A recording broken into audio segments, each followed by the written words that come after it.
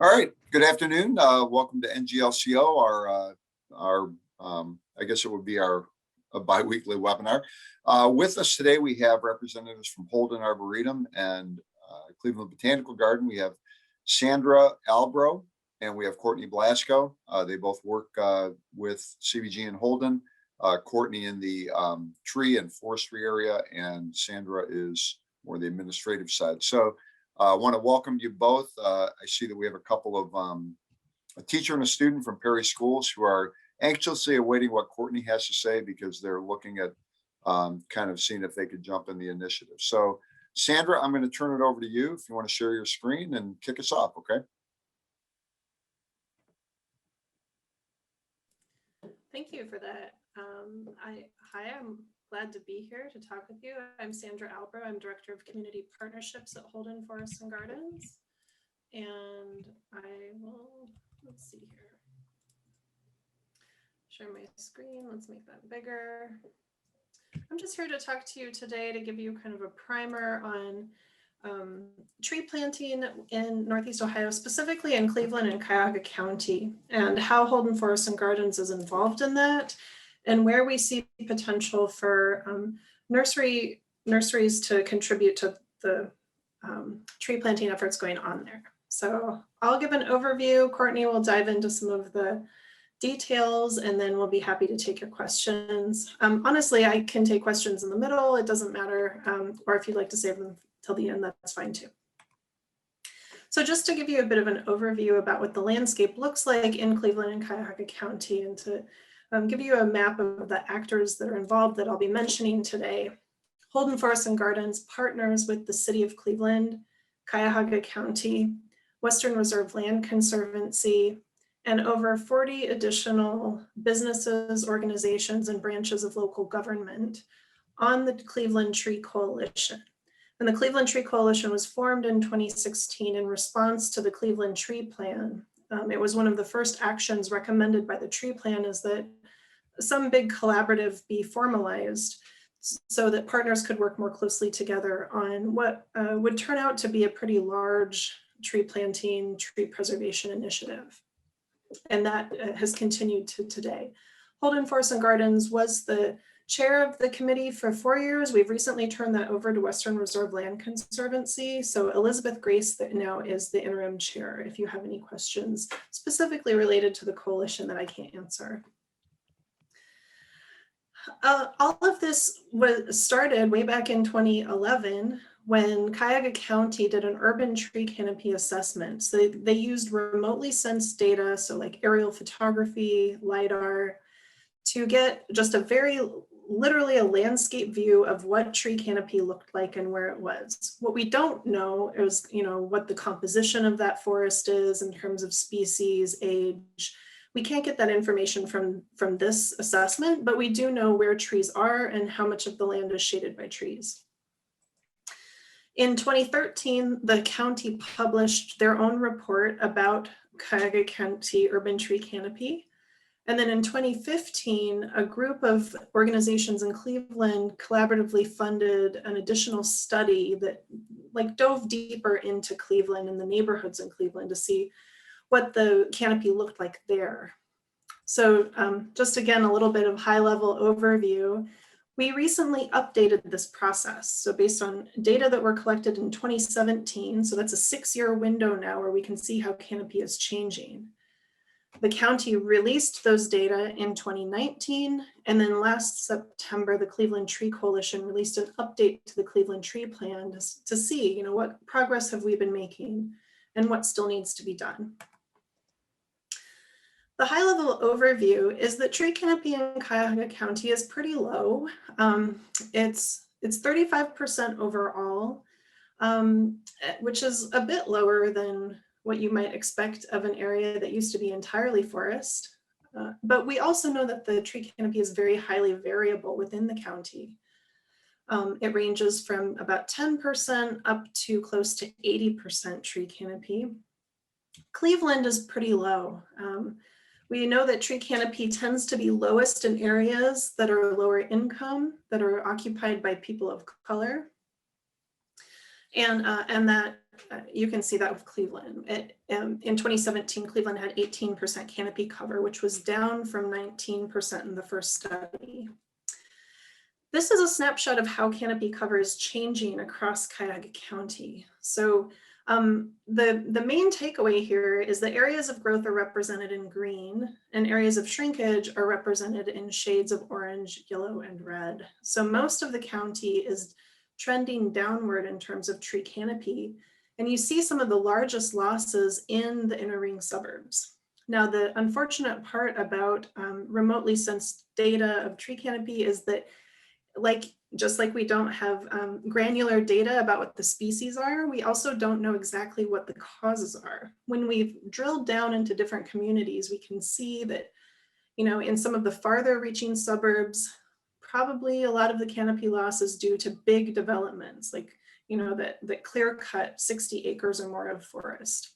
In cities like Lakewood, though, when you drill down, there aren't areas like of a big canopy loss, but what you see is that it seems to be, in addition to storm damage and other things, the aggregate decisions of individual landowners that over the city result in a canopy loss of about 19% over 6 years. And then in the Heights, in Cleveland Heights and University Heights, of course, they were hit hard by two pretty big storm systems that came through and flattened a lot of their older trees. So the reasons for canopy loss vary across the county, but the main takeaway here is that most places are losing trees faster than they're replacing them. In 2018, the Cleveland Tree Coalition set a canopy goal for Cleveland. We decided that we would like to see our canopy raised from 19%, which was the average at the time, up to about 30%. If you're familiar with Cleveland, that looks like the city average could be represented by the Detroit Shoreway neighborhood on the west side of Cleveland. If you've been to Gordon Square, you know what that looks like. Changing that up to the Edgewater district. So if you've been to Edgewater Park on the west side, that's what the canopy goal of 30% would look like. So what that translates to in terms of number of trees is about 361,000 trees. And that number grows every year as we lose more trees than we replace. So 361,000 trees in the next 10 years to give those trees 10 years to count up toward the tree canopy. So that's a very large tree planting initiative that would be required in Cleveland to raise us to 30%. What we know right now is that we are seeing net losses of about 75 acres or about 5,000 trees per year. So the net loss includes the efforts that we are currently doing. Now, the 2017 data won't fully reflect a lot of the tree planting efforts that have picked up in the past few years, just because those trees aren't quite big enough to be seen from aerial photography. But we know probably from just surveying our partners and getting a rough estimate of the number of trees that are being planted. So amongst coalition partners, we estimate that to be about 3,000 trees per year. That is still not anywhere close to the replacement number that would be needed. And of course, like I'm talking a lot about tree planting, but tree preservation is a big part of the need here as well. The tree canopy update that we published in 2020 looked at 5 different planting scenarios and how that would change tree canopy in Cleveland by 2040. So under the current scenario in the left, unfortunately, that's where we live right now, we would still expect to see a loss of tree canopy down to 14 or 15% by 2040 if we continue doing what we're doing now. Under these other different scenarios, if you plant 5,000 trees or 15,000 trees, you can get it up to about 22% by 2040. If we want to achieve that canopy goal that we set, we didn't really know this at the time, how many trees that would translate to. But it translates to 29,000 trees per year. Or at this point, because this has been a couple of years now, since the data were available, it could be up to 35,000 trees per year. So basically, what we need to do is plant an order of magnitude more trees than what we're doing now. That's the main takeaway. So that's kind of the big landscape. Let me tell you a little bit about our organization, Holden Forests and Gardens, and what we're up to. And 2 weeks ago, we just announced People for Trees, which is our response to the Cleveland Tree Plan and what we think our organization can do to help contribute to this much bigger tree planting effort that will be needed to reverse trends of canopy loss.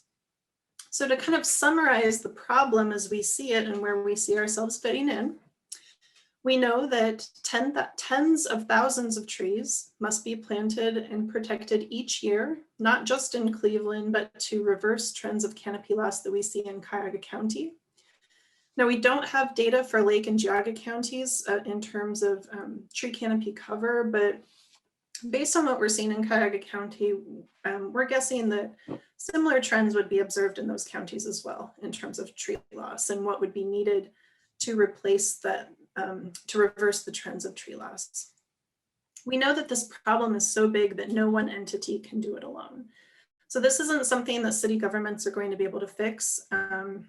Like in Cleveland, the city government controls 15% of land, 25% if you count all of the vacant parcels that they have. That's just not enough land to really take tree canopy to where it needs to be. We need to be able to engage private landowners, including residents, businesses, institutions, as well as governments in order to make headway on this problem. So beyond the scope of the Cleveland Tree Plan, which really just covers the borders of Cleveland, and as well as maybe some low canopy suburbs that are close to Cleveland that have a lot of similarities to Cleveland, we know that there is a need to enlist private residents and stakeholders who reside outside of Cuyahoga County and the city of Cleveland. So we need to take this effort to a regional scale. And as the region's preeminent expert on trees and plants, at least as far as nonprofits go, because y'all are experts as well, we are well positioned to help lead a large regional tree campaign. So we announced People for Trees a couple weeks ago. People for Trees is at its heart a campaign to plant 15,000 trees in the next 5 years. And we can think of it in two ways. First, People for Trees is a way to capture and promote the tree work that we're doing across our different departments. So across research, education, community forestry, community partnerships. And so in that way, we can say that we at Holden Forest Gardens are People for Trees. Secondly, People for Trees is a way to enlist others in tree planting and preservation. And in that way, it invites them to become People for Trees. So in this area of enlisting others, we're focusing on private landowners, partnering organizations and institutions, as well as corporate sponsors. And what we're doing is we're inviting them to take a pledge to plant and care for permanent trees on the properties that they steward. And then those pledges will be counted by us. So to date, within less than 2 weeks, we have more than 500 pledges to plant and steward trees. And pledgers will receive regular targeted tree care communications that have been honed to their geography, to the type of area that they live in, whether it's urban or rural. And those communications will include opportunities for training in tree care through Tree Corps and community forestry, different resources that we publish, different classes and programs that we're offering about trees, research updates, and others. And so this is just kind of a little bit of detail about where we see some of these numbers coming from, and it might also give you a bit of information from the nursery side about where some of that demand might be coming from, at least for the People for Trees campaign. But we think that this could scale to the Cleveland Tree Plan more generally. So we see from member and donor pledges, we have about 20,000 member households, about 400,000 annual visitors, and about 100,000 social media followers. So it's a fairly big footprint in Northeast Ohio. And we're hoping from among those that within the first year, we can get 850 pledges for trees. Now, we already have 500, so maybe that's an underestimate. So this first year, a lot of the work will be in assessing the demand and people's appetite for talking about this. We're also doing seedling giveaways for Arbor Day. We have a very small plant sale where we will be selling containerized trees. And then we'll be sharing knowledge about maintenance and tree care through Working Woods and Tree Corps. So we see about 2,600 trees being kind of coming from engagement of these private landowners in the first year. I think the takeaway on the nursery side would be that within the urban landscape, of course, parcels are tighter. It can be a lot harder to find space for trees. So, you know, we consider 50 tree planting to be a pretty big effort in an urban parcel or you know, like a park or something. Whereas on the rural side, you can start to get to numbers to like 1,000 trees per planting or something like that for a restoration project. For organizations and institutions, we are targeting those that manage large tracts of land themselves and or those that have large constituencies. So we're looking for partners that have influence, whether that's direct or indirect, over land where new trees can be added. On the organizational side, again, if you look at the left column about urban tree plantings, we have 2 potential tree plantings that are 50 trees each. And those are on the upper limit of what you can do in a city like Cleveland for a single tree planting. In more suburban and rural areas, especially within some of the watershed groups and conservancies, then you have potential for larger tree plantings like 500, 800. And then we're also hoping to engage with corporate partners to help package this information and make it available to them for a fee. And part of that fee will be used to offset some of the work that we're doing on the residential and organizational side. So that's kind of the high level overview. I'm going to turn it over to Courtney, and then of course I would be also interested in your questions. If you'd like to learn more about the resources that I talked about today, if you'd like to read more about the Cleveland Tree Plan and the update and some other reports that have been put out by the coalition, you can find that information at clevelandtrees.org. Courtney will be talking about a tree selection guide. You can also find that as an appendix of the tree plan at clevelandtrees.org. If you're interested in exploring Cuyahoga County urban tree canopy, the County Planning Commission has a web-based tool where you can zoom all the way down into parcels and look at how those parcels have changed in tree cover over the 6-year study period. The easiest way to find that site is to Google Cuyahoga County Urban Tree Canopy Update. And then of course, for People for Trees, if you would like to take a pledge or learn more about this campaign, you can find that at holdenfg.org/people-for-trees. Okay, so that's what I have. That's okay. So yeah, I'm Courtney Blaschke. I know some of you from my days working with Lake County Nurseries when I worked as a municipal arborist for the city of Aurora, Ohio. So I just wanted to take you through some of our community forestry initiatives and projects and programs and let you know that community forestry began before I started working for Holden back in 2013, and our main goal is to serve as a knowledge and information center, when it actually serves like an extension for all things tree care for both urban and rural forests in our region. Because healthy urban forests, of course, are really the keys to success of livable communities. There are so many just environmental, economic, health, social benefits that people do not realize. And they just, they know that they like trees, they like to plant trees, but they just totally don't realize the full benefits that these trees provide to their communities. And so we are tasked with providing that information to them. Sandra talked a little bit about the city of Cleveland, and that's where the majority of our work is focused, because around the time the community forestry program started at Holden, we also began Cleveland Tree Plan. worked with a couple different organizations, as were listed on her presentation, to create this document that guides all of our work in the city of Cleveland. And they were really focused on that trend of canopy loss. And as you can see on this picture on the right, the entire pretty much outline of the city of Cleveland is easily seen by the lack of trees.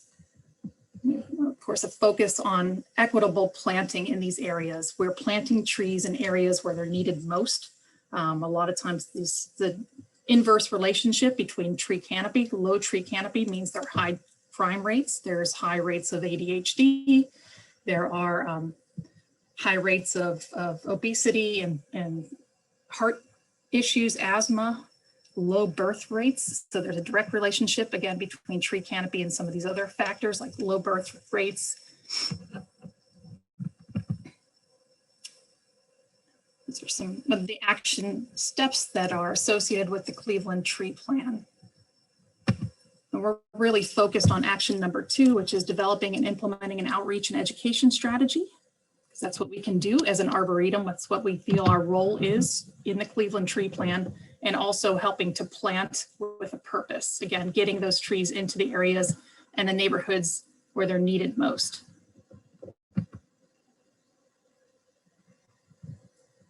So along with supporting the Cleveland Tree Plan, we have several other projects and programs we're working on.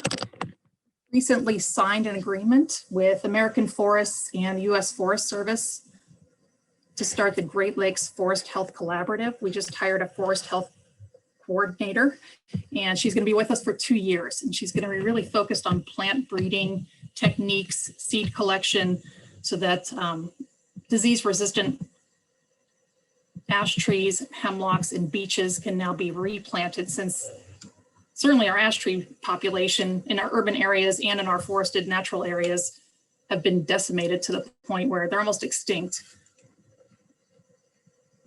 So we're pretty excited about that initiative. We've got other programs. Again, I'll go into more depth on some of these here, but another one, we support a lot of our local campuses in their desire to become a Tree Campus USA. Most of you are familiar with the National Arbor Day Foundation's Tree City USA. So we've got Case Western Reserve University and Cleveland State and a few others who are looking to become Tree Campus USAs. Also some healthcare campuses like the Cleveland Clinic and university hospitals are looking to become Tree Campus USAs. And in order to do that, they have to have a group, a sustainability group that's focused on improving the practices and the selection of trees that are planted on their campus. When I started, Holden was heavily involved in working with Western Reserve Land Conservancy in helping to engage the community to become stewards. So we had a program called the Tree Steward Program, and over the past several years, a couple hundred tree stewards have now graduated from this program. So it's been great because they've learned not only how to plant and care for trees, but also how to advocate for them in their communities. This is a little photo of, seems so weird to see everyone so close together, but some of the great fun we've had over the years planting trees again.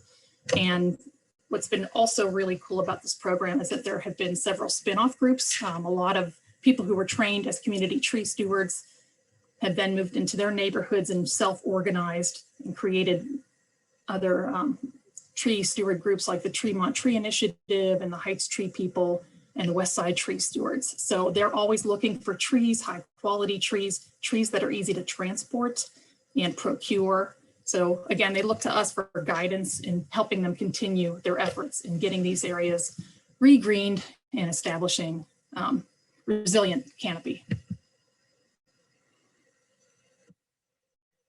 So a big initiative of Holden's over the last 2 years, we piloted a program called Tree Corps, and that's been our community forestry effort to maintain a thriving canopy in our region.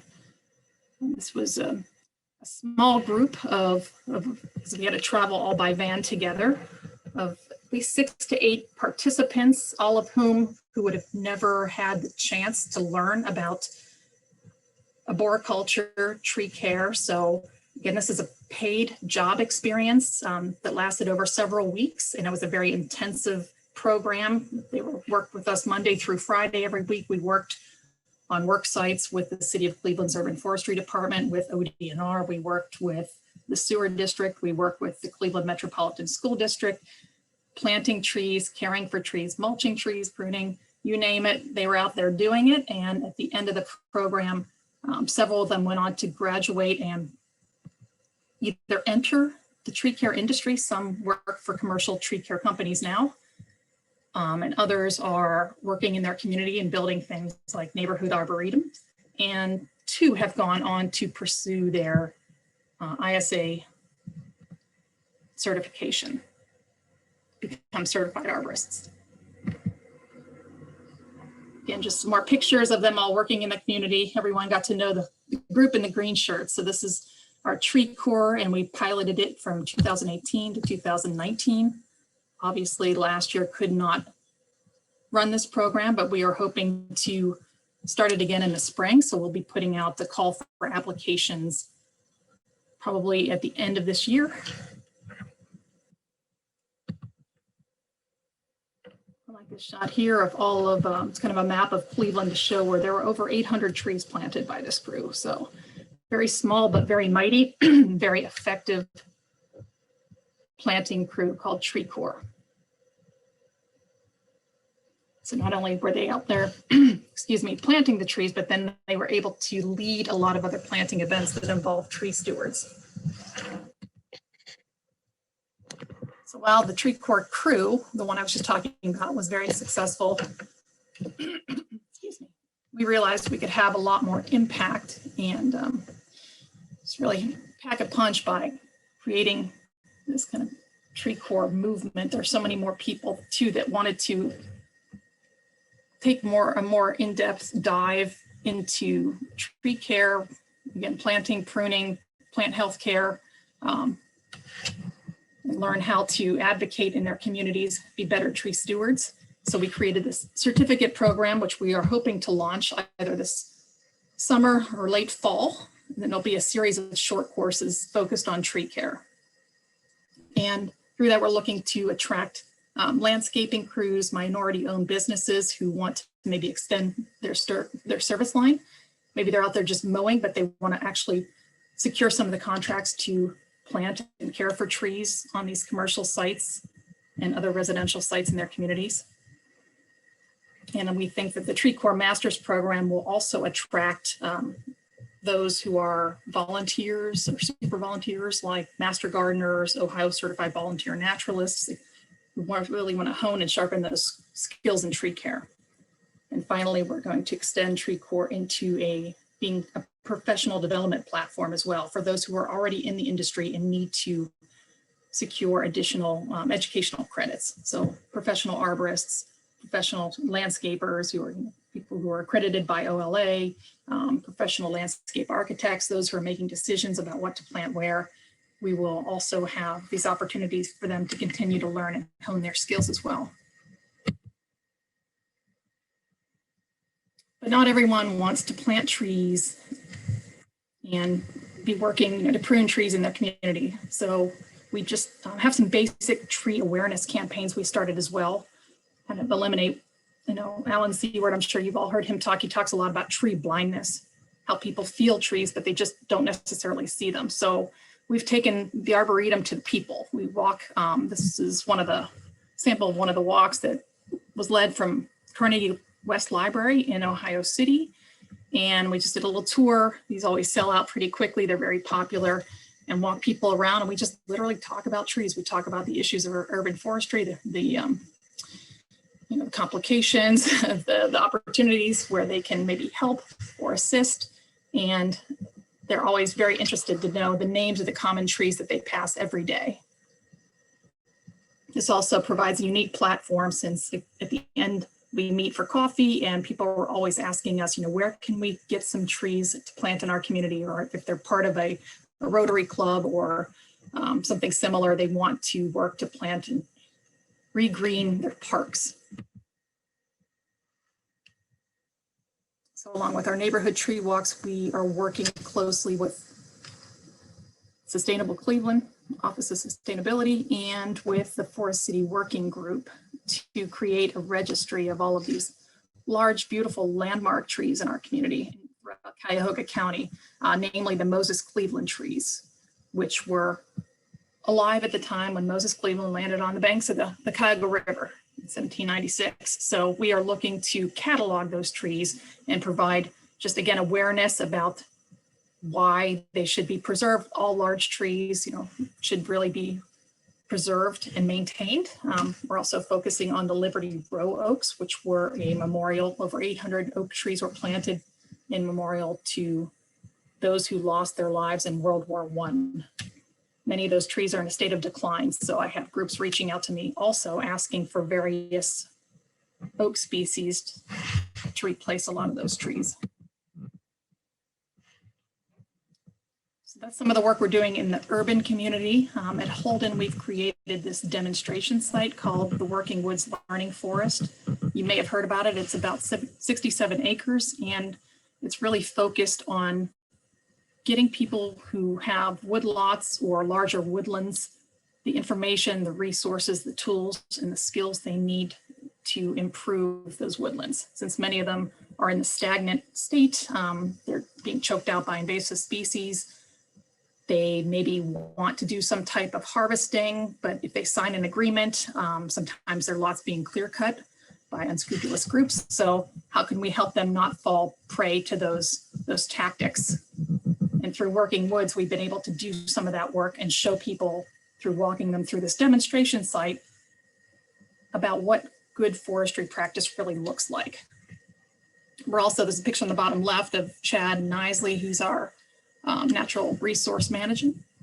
And he is growing a lot of the native trees that we use for our restoration sites. So there's again a need through some edge feathering projects and others associated with woodland management to plant trees, but also where do we get those trees from? I'm asked these questions all the time. One aspect I love about Working Woods is it also gets people really interested in agroforestry. It's got a new and upcoming way to produce some non-timber forest products within their woodlands. So whether it's growing pawpaws or medicinal plants, mushroom cultivation, or even creating kind of a small scale sustainable maple syrup operation on your woodland. This will all be shown through our Working Woods project. We just started this in 2000, I believe, late 2018, and it's already generating quite a bit of buzz. It was a cover story for the Ohio Woodland Journal, and we were just awarded last week from the Ohio Forestry Association the Walt Lang Conservation Education Award for 2020. We're pretty excited. We have a lot of nice partners. We'd like to partner more with the nursery growers of Lake County. So those are, again, some of the projects and programs and initiatives we're working on. Sandra mentioned People for Trees, but we've been taking the time since we've been shut down, haven't been able to meet out in person and provide any training to really focus on our resources. So resources like Tree Care Toolkit, and presenter view is gonna show you here. I was gonna link into our community forestry website, but that's the URL for it. If you want to do it yourself, I can send that out after this presentation as well. So you can take a look at some of the resources we're putting together to provide best practices for things like how to select a good tree, where to place a good tree, right place, how to plant it, how to protect it, and how to maintain it so that it thrives and survives and becomes that large tree that provides maximum benefits. We're also going to be throwing out some seasonal tree care info. We're partnering with Bartlett Tree Expert Company on that. And every Tuesday from April through the summer, we will be posting tree care tips and information through some social media posts. So we've got a lot in the works here. We are working with the Cleveland Housing Development Office to create a tree preservation section that they can incorporate into their RFPs, so that these trees that would normally be removed or damaged by construction can be preserved. the meat of what we're doing, what we've been focusing on lately, is a tree selection guide. So it's a list of appropriate trees for urban and suburban areas. It's about I think about 36-page document, and we're hoping to have it be just a fluid document so it can be continually updated with good information. It provides a long listing of commercially available trees, native, non-native, but non-invasive, some different cultivars and hybrids. And I'll just show you, since I think I have a few more minutes here, of some of the pages that are in the tree selection guide. So first, it talks about some of the things you want to consider before you plant a tree. So taking a look around, looking at the site where you want to plant, proximity to infrastructure, checking out the soil, light exposure, making sure you have enough available root space. And then it also talks about things you want to consider in the tree that you want to plant. And so, these aren't just snap decisions, and people aren't just going to a retail nursery and picking up any tree that happens to look good or happens to be in flower, because that's what we all know what really happens, and trying to fit it into a site that's not compatible. So it goes through some of the different species considerations, and also, what to look for in a nursery tree. And this is where I might be, leaning on y'all a little bit more to update some of this content and talk about some different air pruning techniques or anything you're using that would make people feel, they're getting the healthiest tree possible. The trees are categorized by size in the matrix, which I'll get into in a few more pages here, by small, medium, or large. So anything under 25 feet in height and maturity is considered a small tree. Those in the medium category are between 25 and 50 feet, and then large trees are over 50 feet tall. So along with size, they're categorized as to whether or not they're evergreen or deciduous, and there's some information about what form to expect when they're mature, as long as they're kind of able to grow to be their full size, what spread they'll have at maturity, and their growth rate. I work with, excuse me, Charles Tubesing and Roger Gettig and Ethan. Why is his last name escaping me? And Holden to put this together. There's also a category that talks about the value that these trees provide, whether or not they're pollinator friendly, or if they provide ornamental value, seasonal interest in the form of flowers, or fruit, or fall foliage, if they have interesting bark that's noted in this guide. Here's a sample page from the actual matrix itself. There's about 10 matrix pages in the document, and again starts with all the small trees by alphabetical order, and then rolls into the medium-sized trees. And this is just a screenshot from the large tree page. We are hoping in the future to link, when people click on the scientific name of the tree, it'll take them into another page, which provides a lot more content and information, almost like a Wikipedia, about what Holden knows about that particular tree or species.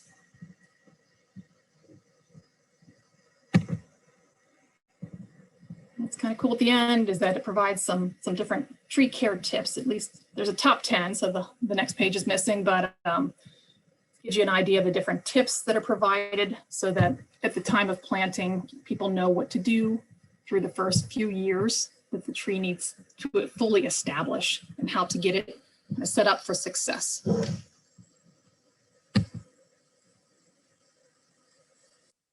So again, I'd like to know a lot more about your group. I'm familiar, worked a lot with Klein Nurseries in the past, with Brotzman and some others, but these are some of the questions and I think challenges and the gaps and the opportunities that we can all hopefully talk about either today or in the near future, because there's this huge push, especially after bringing Nature Home, the Doug Tallamy book, about everyone wants to know where they can procure native trees, straight natives, what the provenance is for those trees. They want trees that will do well in light of changing climate. So trees that are disease resistant. I'm very interested in all the disease resistant cultivars of American elm. We're looking to plant a lot of large trees in our community since you get the most bang for your buck with large trees. We are always in need of high quality containerized or bare root trees because we don't plant, our in-house groups, our different departments at Holden do plant on Holden's property and on the Botanical Gardens property, but we in community forestry, we are planting on property that is not ours. So trees are often easy to find, but they're difficult to find in the right stock. So I'm looking for a lot of containerized trees or bare root trees, things that are very easy to transport, deliver, and for volunteers to work with. We're working with the community, so we need to have trees where we won't have to have any supplemental equipment to move them around. And a lot of times the trees need to be staged at a site, again, that we don't own. So we need to move these trees on and off trailers and trucks. So we're looking for a lot of high quality containerized trees or bare root trees in the 1 inch to 1 and say 1 1/4 inch caliper range. We're also being challenged with, been difficult to find a diverse palette of species. City of Cleveland in particular, their urban forester is there's just way too many maples. Their population of trees, I think it's like 60% Acer. So we're trying to move away from recommending maple trees in a lot of these urban areas and bringing out and presenting other types of trees to plant. For our People for Trees campaign, we need a list of recommended Northeast Ohio nurseries where people can purchase trees. So it'd be better to understand maybe your retail supply chain. I'm always unsure as to the percentage of trees that the nursery growers of Lake County supply to local retail nurseries. Urban orchards and permaculture sites are really gaining popularity. So I get a lot of calls and questions about fruit trees that can be recommended. And it'd be great at some point too, to understand better the process, the production process of the trees you either obtain and pot and grow, or you grow directly from cuttings or seed. So it'd be really fun for us sometime to do some different workshops and maybe some Facebook Live events talking about the nursery industry in Lake County and the great work you do. I'd love to highlight that at some point.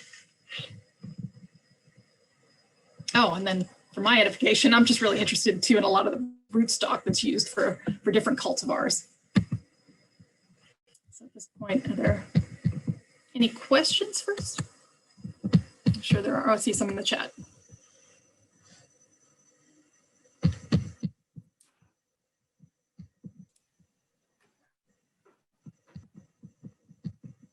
Let's see, while you're looking for questions, one thing I did want to say is that there is, with these tree planting efforts underway in Cleveland, Cuyahoga County, Lake County, we're going to be seeing increased demand for trees.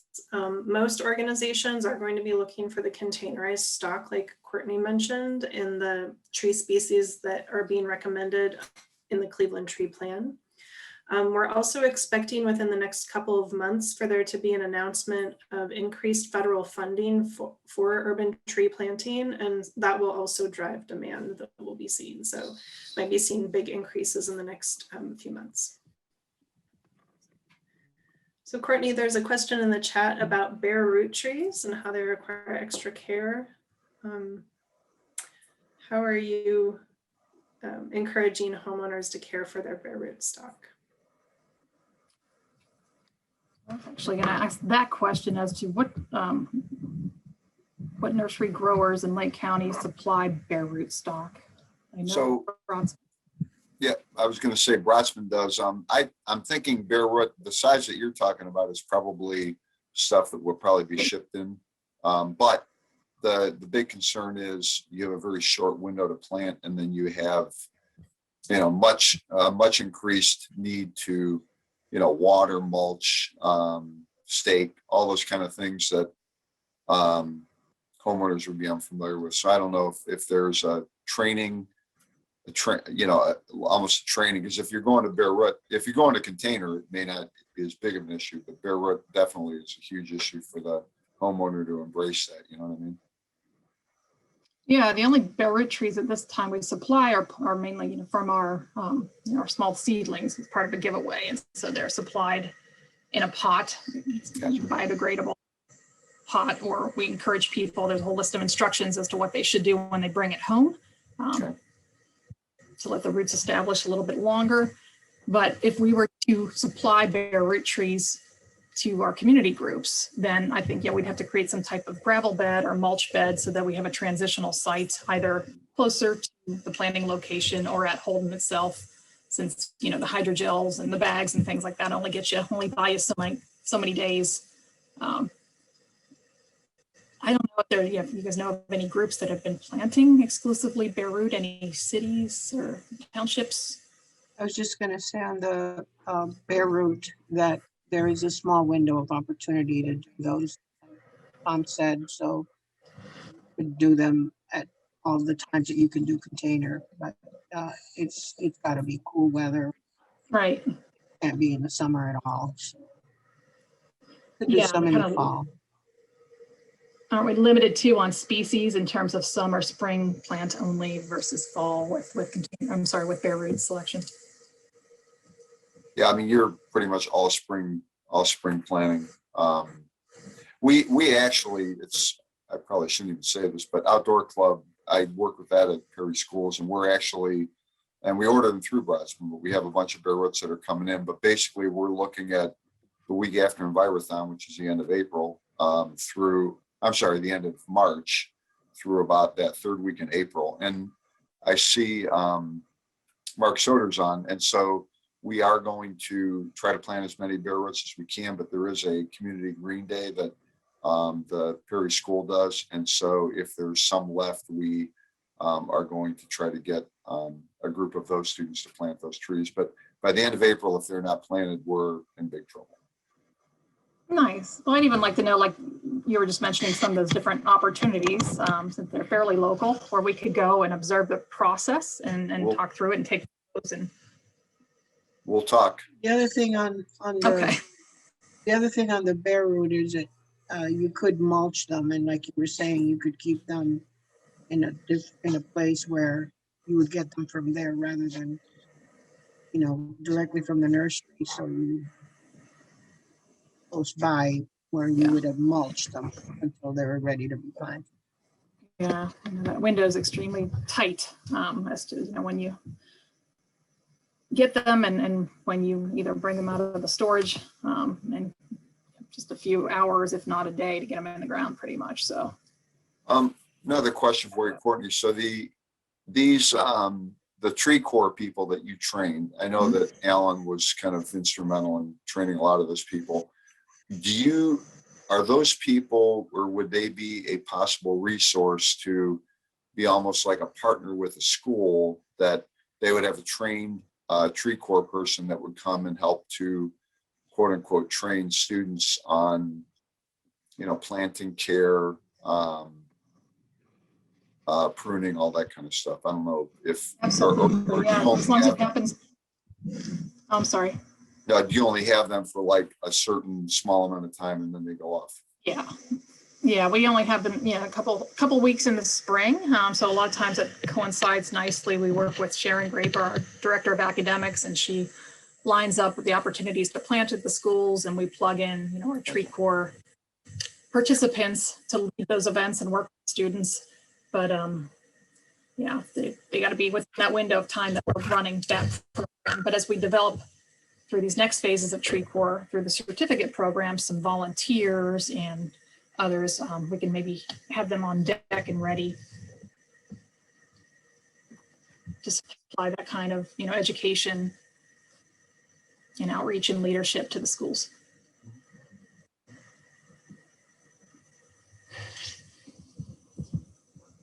Well, Yeah, that might so there's- coincide though, if you're looking at the end, if you're looking at that late spring, that could coincide with when maybe schools would be doing some planting. And then if you had a trained, volunteer, they could direct that, you know what I mean? Yeah. Yeah, so in terms of who's on this call, what nurseries are represented? I know Kurt's with Losley, Herman Losley. Jessica Schneider works for us. Is that Kurt, her father, on the line? I just see the names.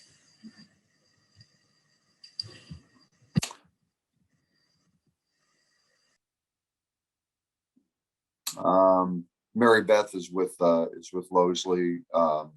Veronica's with Losley. Obviously Brotsman, Sable, Woodside, Fort Garden. Stacy works for Tri-C. Brad Peters and Mark Soder are both with Perry Schools. They're kind of sitting in. So, Okay. yeah, that's who we got. Now, the thing is this is being recorded, so we will send it out to the entire group as well. So they'll, those that choose to watch it will be doing that. It'd be helpful for us to send them kind of a list of questions based on some of our initiatives if they want to rewatch or watch the recording, and understand better maybe how they can become involved or what we could do as a field trip when we're allowed to do those types of things to better understand the processes and the types of materials available. So Courtney, I'm thinking, because I actually am the one that processes the video, why don't, if you and Sandra wanted to, I'll include your email address with, when it goes out, Kathy sends it out to the rest of the group, but when she sends it out, I can include your 2 email addresses as a contact. Okay? Yeah, that'd be great. And again, it's like we're looking for these specific sizes and these different species and cultivars, and I'm never quite sure, even with the supply chain, of where a lot of the wholesale nurseries, where does their stock go? What's the distribution? Is it throughout Northeast Ohio? Is it throughout New England, Michigan? Like, where's the majority of it go? All over. Who's supplying our retail nurseries, and who are we directly aligned with? Okay.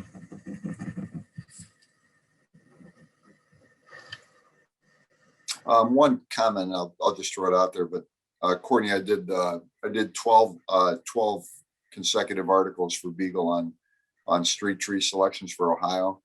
And over again, I heard that, well, why would you recommend things that are not native? Well, unfortunately, the one thing to keep in mind is tree lawns are not very native environments. So I did send you the link to all those if you want to take a look, but that's one of the rubs with when you're talking about urban planning is sometimes the natives, local trees that that were here 100 years ago before we had all the people that we have and all the pollution we have and salt and all that, just don't necessarily make a good connection. So just I appreciate that. Yeah, I agree completely. I'm always pounding kind of that drum about the fact that nothing about this urban environment's native, and the soils just rebar and whatever fill dirt happens to be there. So it's more about creating the conditions that allow these trees to survive. So again, we're focusing a lot more on the root systems and soil conditions, but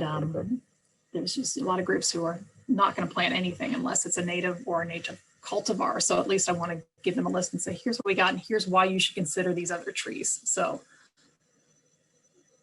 the more information you can share and the more ways, that can be another conversation. I can maybe keep going with the Nursery Growers Association about, why we feel that these trees are excellent candidates to plant in urban areas.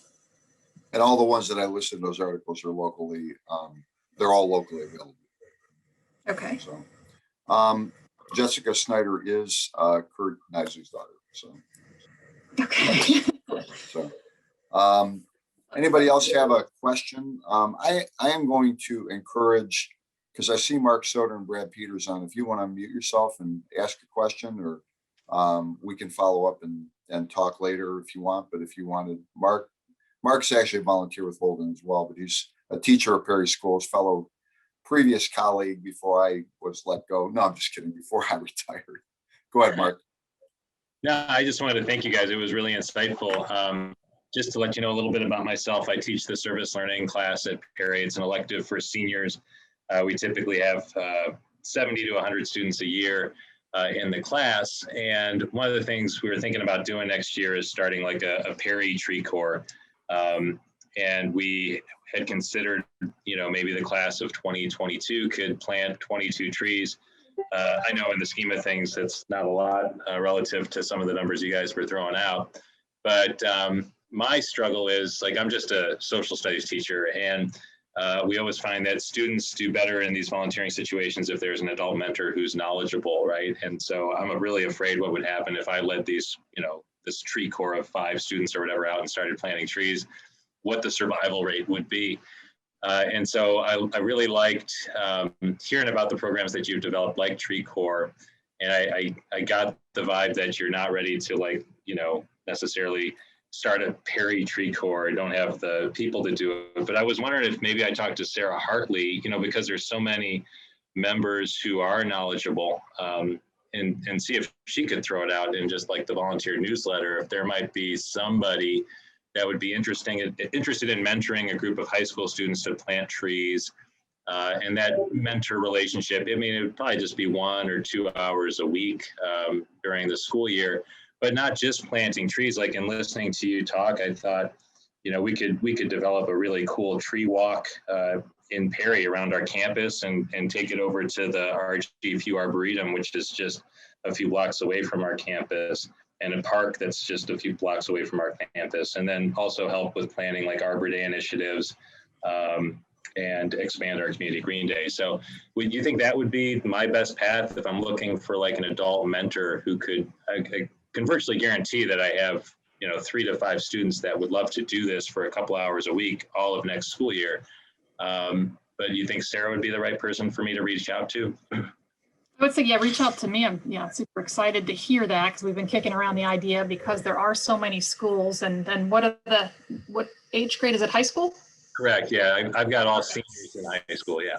Yeah, everything. There's so much focused on kind of formative year, child education programs and environmental programming for them. And I'm like, just this huge gap and opportunity to engage teenagers. So I was like talking about, we could create like a teen urban forester program. And I did mention in my presentation that Sharon Graper is tasked with helping schools and universities become Tree Campus USAs. So I don't know if you've looked at that at all, or Perry already is. I think they were part of her Tree Summit. Mm-hmm. Right. Yeah, so I'd be, if you just reach out to me, then I can loop in maybe Sarah Hartley, like you said, our volunteer coordinator, and talk more with Sharon Graper about what's already in the works and create a nice program that involves, I like the idea of just the tree walk, then become more familiar with trees on their campus, and then a tree planting component, and then talk all about, the real meat, which is the maintenance of those trees and how that works, can line up with the current tree maintenance. If there's, the crews that are out there, the landscape crews who are actually doing all the mowing and caring for trees on the campus. Excellent. Well, I'll definitely follow up with an email, and hopefully we can put our heads together. Yeah, we're always Anyone like, else have, trees. I'm sorry, were you done, Courtney? I was just saying, we're always looking for a supply of trees too. So if any of, be great. So, I'm going to say it, Courtney, because it's kind of the unspoken word is that, trees, all you do is you just plant them, and then, you can get those donated. So the idea of that, and I know that you do this, you understand this, just that the idea that the tree has all kinds of inputs, that to donate trees aren't free. So, and I think the idea is that just as long as there's an awareness that I think that nurseries would like to partner, as long as it's not just a handout. Does that make sense? Bingo. Yep, absolutely. Yeah, you want to make sure that there's an established plan. That's what we're doing now with the different grants we apply for. It's Right. They definitely want to fund planting projects, but as long as they have, a robust maintenance plan, aftercare plan, and coordination for their care through the first at least 5 years. It's critical. So anybody have any closing comments or questions or?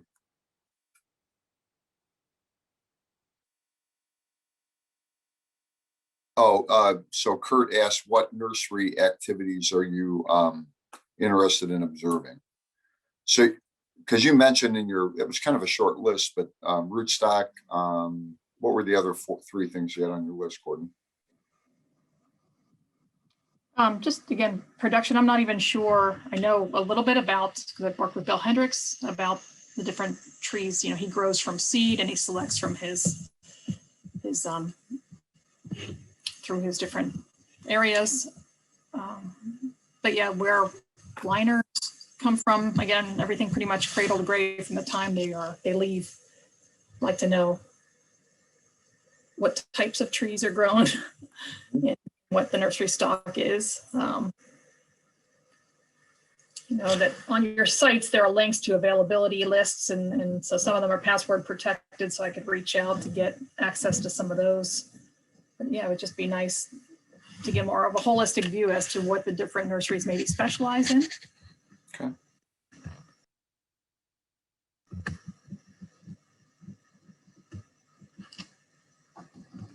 Well, I'm not seeing anything else. Any closing remarks? Courtney, I want to thank you and Sandra for joining us. It was informative. It's good to know what you guys are doing.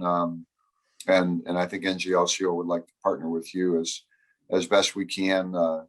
And I think we both want the same thing. We both want as many trees to be planted as possible. So I think it's good for Holden.